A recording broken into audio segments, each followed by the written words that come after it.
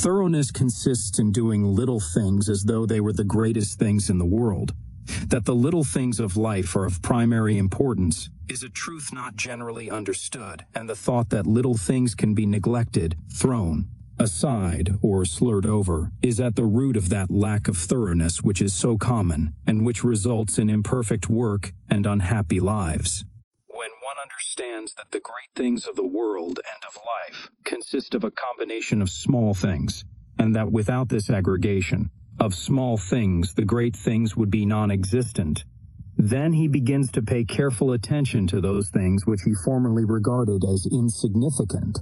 He thus acquires the quality of thoroughness and becomes a man of usefulness and influence. For the possession or non-possession of this one quality may mean all the difference between a life of peace and power and one of misery and weakness. Every employer of labor knows how comparatively rare this quality is, how difficult it is to find men and women who will put thought and energy into their work and do it completely and satisfactorily. Bad workmanship abounds. Skill and excellence are acquired by few.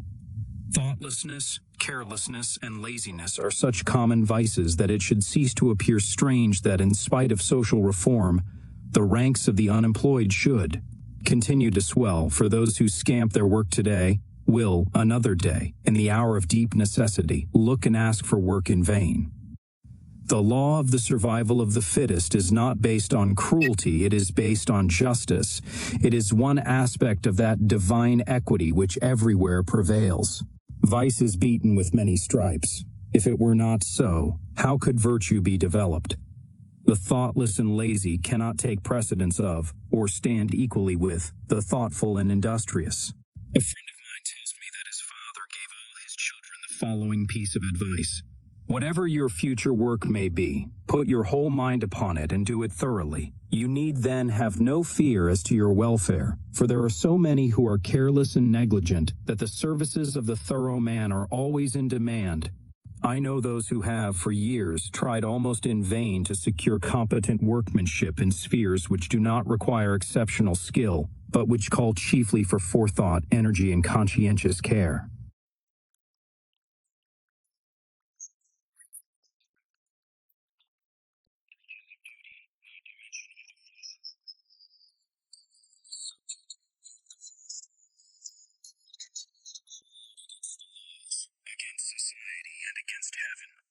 The cause of this common lack of thoroughness is not far to seek. It lies in that thirst for pleasure, which not only creates a distaste for steady labor, but renders one incapable of doing the best work, and of properly fulfilling one's duty. A short time ago, a case came under my observation of a poor woman who was given, at her earnest appeal, a responsible and lucrative position. She had been at her post only a few days when she began to talk of the pleasure trips she was going to have now she had come to that place. She was discharged at the end of a month for negligence and incompetence. As two objects cannot occupy the same space at the same time, so the mind that is occupied with pleasure cannot also be concentrated upon the perfect performance of duty.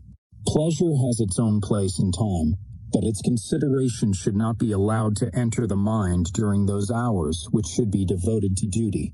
Those who, while engaged in their worldly task, are continually dwelling upon anticipated pleasures, cannot do otherwise than bungle through their work, or even neglect it when their pleasure seems to be at stake.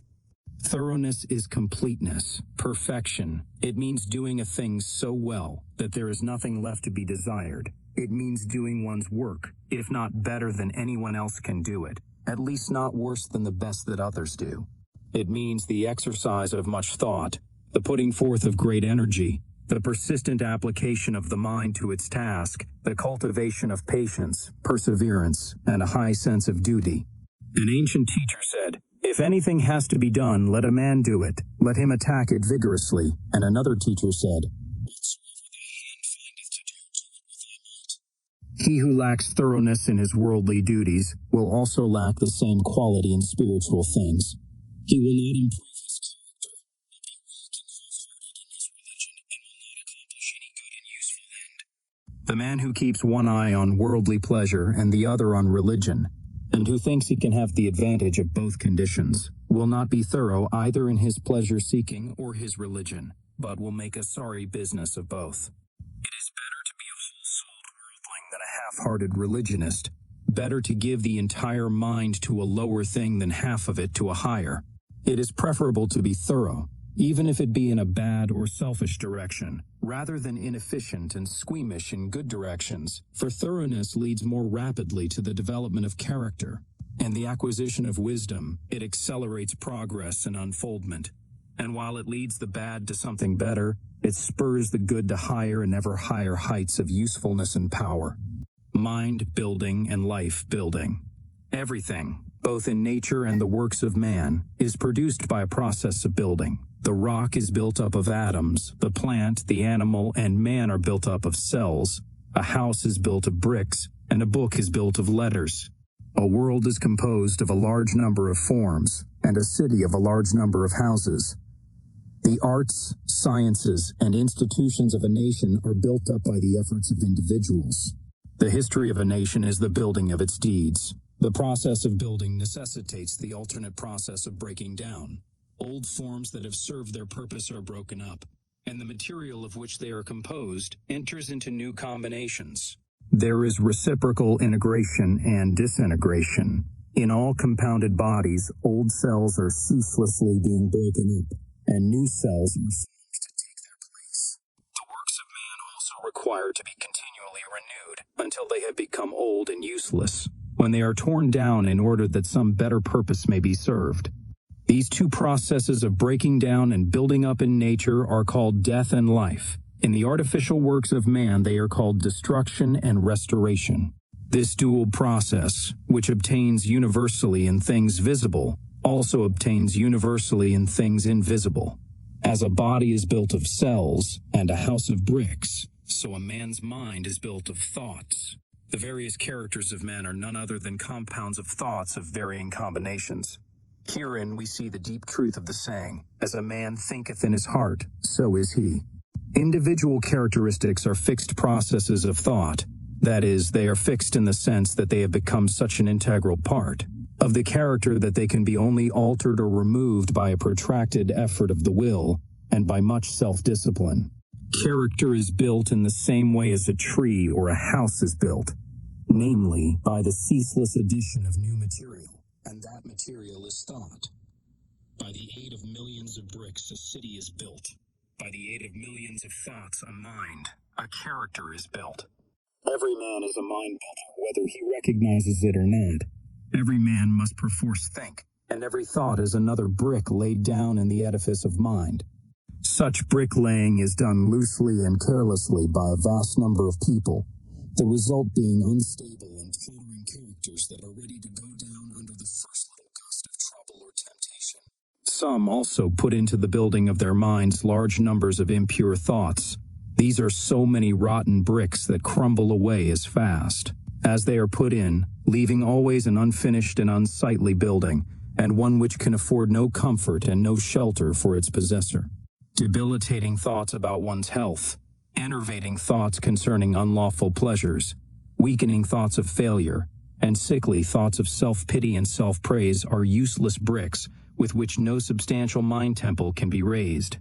Pure thoughts, wisely chosen and well placed, are so many durable bricks which will never crumble away, and from which a finished and beautiful building, and one which affords comfort and shelter for its possessor, can be rapidly erected. Bracing thoughts of strength, of confidence, of duty, inspiring thoughts of a large, free, unfettered, and unselfish life are useful bricks with which a substantial mind temple can be raised. And the building of such a temple necessitates that old and useless habits of thought be broken down and destroyed. Build thee more stately mansions, O my soul. As the swift seasons roll, each man is the builder of himself. If he is the occupant of a jerry-built hovel of a mind that lets in the rains of many troubles, and through which blow the keen winds of oft-recurring disappointments, let him get to work to build a more noble mansion, which will afford him better protection against those mental elements. Trying to weakly shift the responsibility for his jerry-building onto the devil, or his forefathers, or anything or anybody but himself, will neither add to his comfort, nor help him to build a better habitation. When he wakes up to a sense of his responsibility and an approximate estimate of his power, then he will commence to build like a true workman and will produce a symmetrical and finished character that will endure and be cherished by posterity, and which, while affording a never-failing protection for himself, will continue to give shelter to many a struggling one when he has passed away. The whole visible universe is framed on a few mathematical principles. All the wonderful works of man in the material world have been brought about by the rigid observance of a few underlying principles, and all that there is to the making of a successful, happy, and beautiful life is the knowledge and application of a few simple root principles. If a man is to erect a building that is to resist the fiercest storms, he must build it on a simple mathematical principle, or law such as the square or the circle. If he ignores this, his edifice will topple down even before it is finished.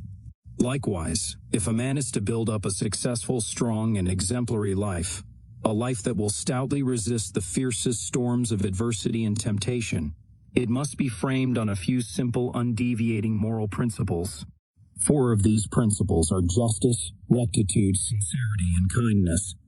These 4 ethical truths are to the making of a life what the 4 lines of a square are to the building of a house. He may, for a time, make money, which will delude him into believing that injustice and dishonesty pay well, but in reality his life is so weak and unstable that it is ready at any moment to fall, and when a critical period comes, as come it must, his affairs, his reputation, and his riches crumble to ruins, and he is buried in his own desolation. It is totally impossible for a man to achieve a truly successful and happy life who ignores the 4 moral principles enumerated, whilst the man who scrupulously observes them in all his dealings can no more fail of success and blessedness than the earth can fail of the light and warmth of the sun, so long as it keeps to its lawful orbit. For he is working in harmony with the fundamental laws of the universe.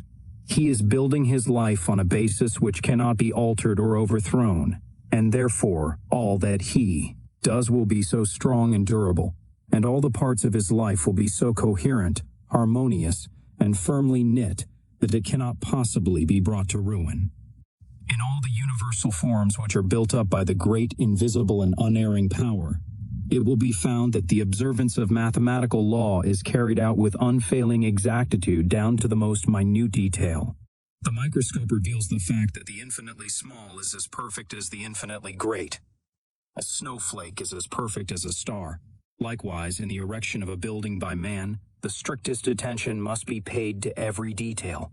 A foundation must first be laid, and although it is to be buried and hidden, it must receive the greatest care and be made stronger than any other part of the building.